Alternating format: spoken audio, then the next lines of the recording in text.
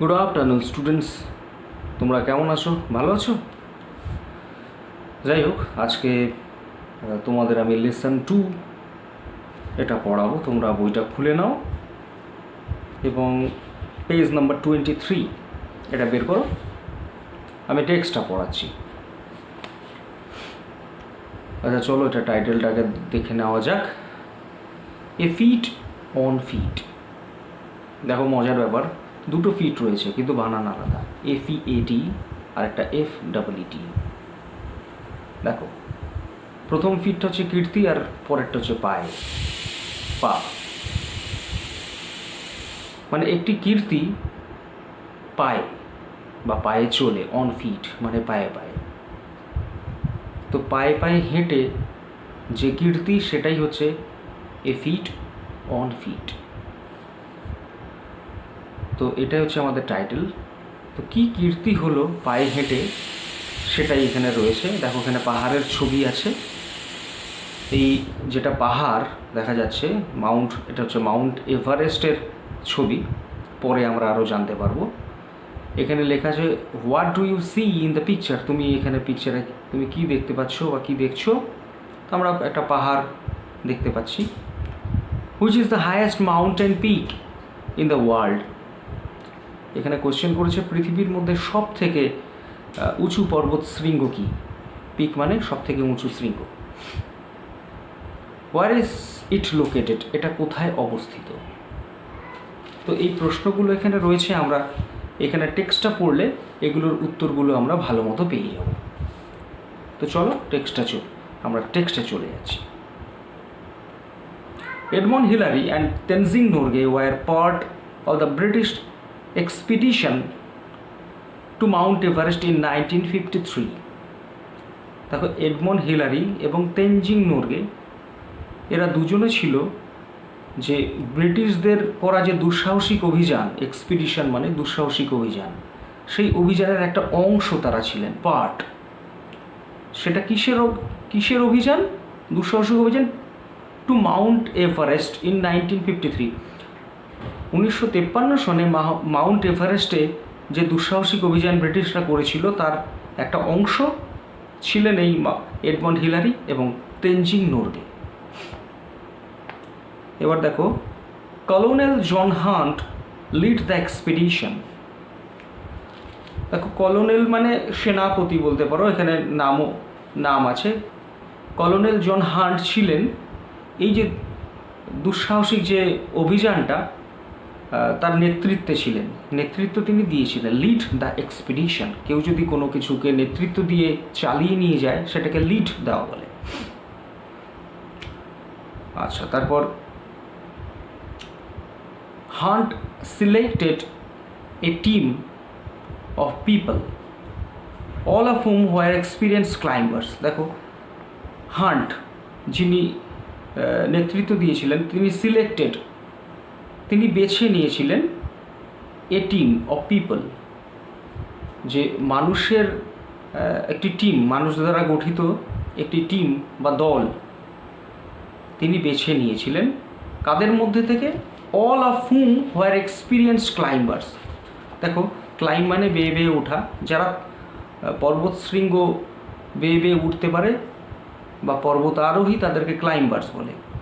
আর experienced climbers মানে অভিজ্ঞ যারা পর্বত আরোহী তাদেরকে এক্সপিরিয়েন্সড ক্লাইম্বার্স বলে। তো যে এক্সপিরিয়েন্সড বা অভিজ্ঞ যে পর্বত আরোহী তাদের মধ্যে থেকে তিনি একটি দলকে তিনি সিলেক্ট করেছিলেন। এবার দেখো, Edmund Hillary a climber from New Zealand. Edmund Hillary একজন পর্বতারোহী যিনি নিউজিল্যান্ডের ছিলেন, from New Zealand. And Tenzing Norgay, এবং Tenzing Norgay a Sherpa from India, একজন শেরপা ছিলেন যিনি ইন্ডিয়ার লোক ছিলেন।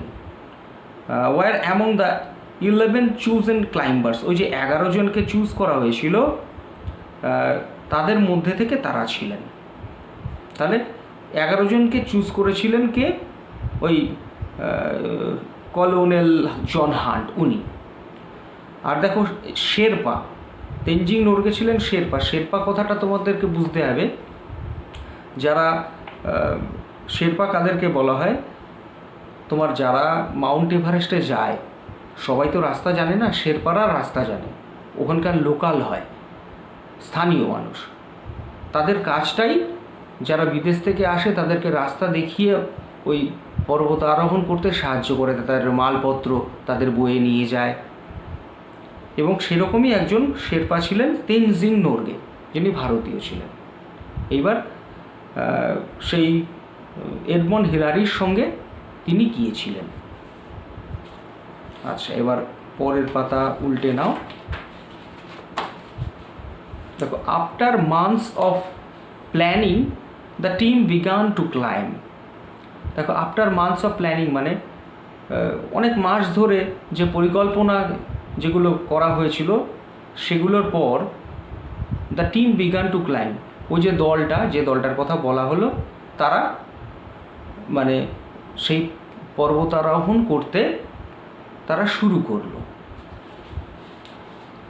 এবার দেখো, out of all the climbers on the expedition, এই অভিযানে দেখো যারা যারা ওই পর্বতারোহী ছিলেন তাদের মধ্যে only 4 would get a chance to make an attempt to reach the summit। দেখো, তাদের মধ্যে মাত্র 4 জন তারা ওই সুযোগটা পেয়েছিলেন, যারা ওই উচ্চ শৃঙ্গে যাওয়ার মানে যেতে পারবে, বা মাত্র 4 জন তারাই সুযোগ পেয়েছিল। মানে 11 জনের মধ্যে বাদবাকি ওরা কিন্তু সুযোগ পায়নি। তাদের হয়তো ফিজিক্যাল ফিটনেস ঠিক ছিল না, বা কারোর শরীর খারাপ ছিল, বা আরও যা যা ক্রাইটেরিয়া থাকা উচিত সেটা ছিল না। এই 4 জনের ছিল, তারা চান্স পেল। এবার তো hunt the team leader, hunt ছিলেন team leader, selected 2 teams of climbers. ওই যে 4 জনের মধ্যে উনি 2 ভাগে ভাগ করে দিলেন, 2 টিম করলেন। এবার দেখো, দ্য ফার্স্ট টিম, প্রথম যে দলটা, included Tom Bourdillon and Charles Evans, এই 2 জনকে নিয়ে প্রথম একটা টিম গঠন করা হলো। ওয়াইল যেখানে Edmund Hillary and Tenzing Norgay made up the second team, এবং দ্বিতীয় টিমটি যেটা তৈরি করা হলো সেটা হচ্ছে এডমন্ড হিলারি এবং তেনজিং নোরগে, এই 2 জনকে নিয়ে। নেক্সট দেখো, the first team left on May 26, 1953 to reach the summit of Mount Everest। দেখো, প্রথম টিম, এটা কিন্তু তেনজিং নোরগেদের টিমটা নয়, প্রথম টিম, ফার্স্ট টিম, ওরা বেরিয়ে গেল, লেফট মানে ছেড়ে চলে গেল বা বেরোলো অন মে 26, মে মাসের 26 তারিখে 1953 সনে তারা চলে গেল ওই মাউন্ট এভারেস্ট ওই শৃঙ্গে পৌঁছানোর জন্য তারা স্টার্ট করলো। দ্য 2 men, ওই 2 জন, made it up to about 300 feet short of the summit. তারা ওই মূল শৃঙ্গ থেকে 300 মিটার দূর পর্যন্ত তারা এগোতে পারলো বা গেল। Still the highest any human being had yet reached, মানে ওখান ওরা যতটুকু গেল ততটুকু পর্যন্ত ওরা ছাড়া কিন্তু আর কেউ যায়নি। হিউম্যান বিংস, মানব জাতির, ওরাই একমাত্র ওই পর্যন্ত গেছিল সেই সময় পর্যন্ত। They were forced to turn back after the encountered bad weather. দেখো, তারপরে তারা বাধ্য হয়েছিল, দে আর ফোর্সড মানে তারা বাধ্য হয়েছিল টু টার্ন ব্যাক মানে ফিরে আসতে। After they encountered bad weather মানে তারা খারাপ আবহাওয়ার যখন এনকাউন্টার মানে ফেস করা, মুখোমুখি হওয়া, সম্মুখীন হওয়া, যখন তারা খারাপ আবহাওয়ার সম্মুখীন হয়েছিল তখন তারা বাধ্য হয়েছিল ফিরে আসতে, turn back. At 4 AM on May 29, 1953, সকাল 4টার সময় মে মাসের 29 তারিখ 1953 সনে Hillary and Norgay অ্যাওক and got ready for their climb. তারা জেগে উঠল সেই ভোরবেলায় 4টার সময় এবং তারা রেডি হয়ে গেল সেই পর্বত আরোহণ করবার জন্য। Hillary discovered that his boots had frozen. Hillary এটা আবিষ্কার করলো যে তার যে বুট, পায়ে পরার যে জুতোগুলো, বুটগুলো, ওগুলো আলাদা ধরনের হয় তো, সেগুলো হ্যাড ফ্রোজেন মানে বরফে একেবারে বরফ হয়ে গেছে। হ্যাড ফ্রোজেন মানে বরফ হয়ে গিয়ে শক্ত হয়ে যাওয়াটা, সেটাকে ফ্রোজেন বলে। And spend 2 hours defrosting them, এবং তারপরে আরও 2 ঘন্টা তার সময় অতিবাহিত হয়ে গেল, স্পেন্ড হয়ে গেল, সময় কেটে গেল ডিফ্রোস্টিং দেম। ডিফ্রোস্টিং মানে বরফটাকে গলিয়ে আবার ঠিক করা তার জুতোটাকে, সেটা হচ্ছে ডিফ্রোস্টিং। সেই ডিফ্রোস্টিং করতে, বরফটাকে গলাতে তার হচ্ছে 2 ঘন্টা প্রায় সময় লেগে গেল। The 2 men left camp at 6:30 AM। সেই দুজন মানুষ সকাল 6:30টার সময় তাদের ক্যাম্পটা ছেড়ে বেরোলো।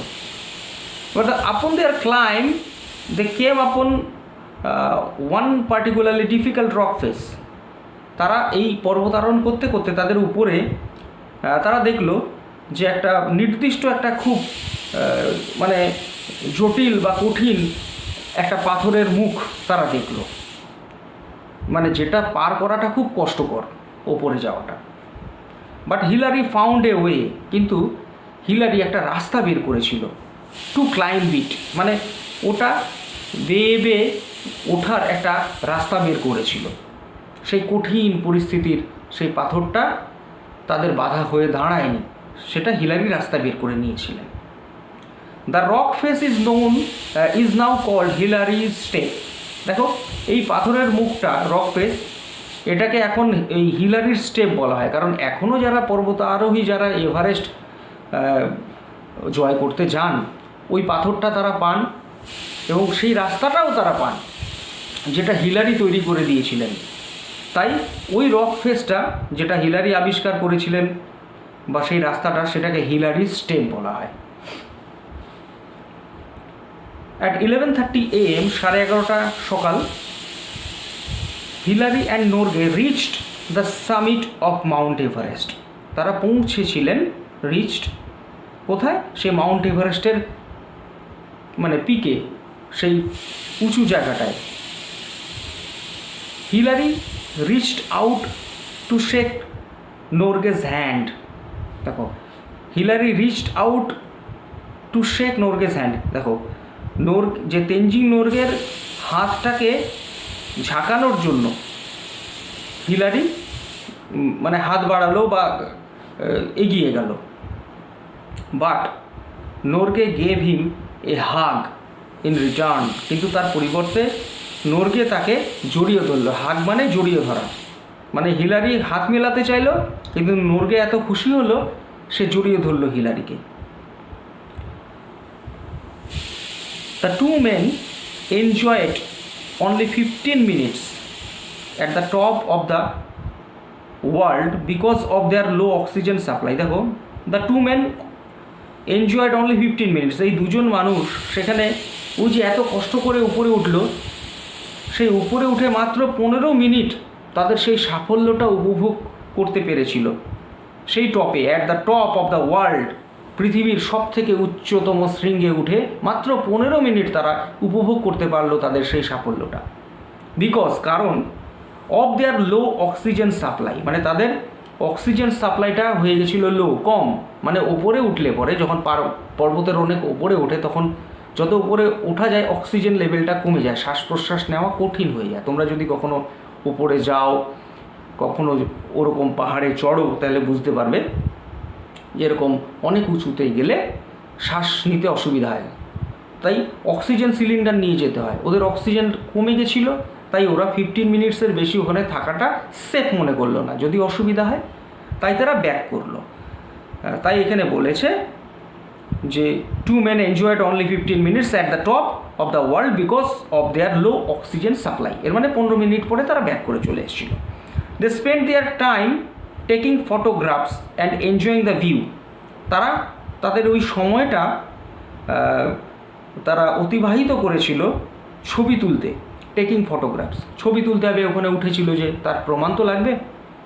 অ্যান্ড এনজয়িং দ্য ভিউ, এবং সেই যে অপূর্ব যে সৌন্দর্য, এত উপর থেকে গোটা পাহাড়ের সেই উপত্যকার মাউন্ট এভারেস্টের সেটার যে দৃশ্য ভিউ সেটা তারা এনজয় বা উপভোগ করছিল।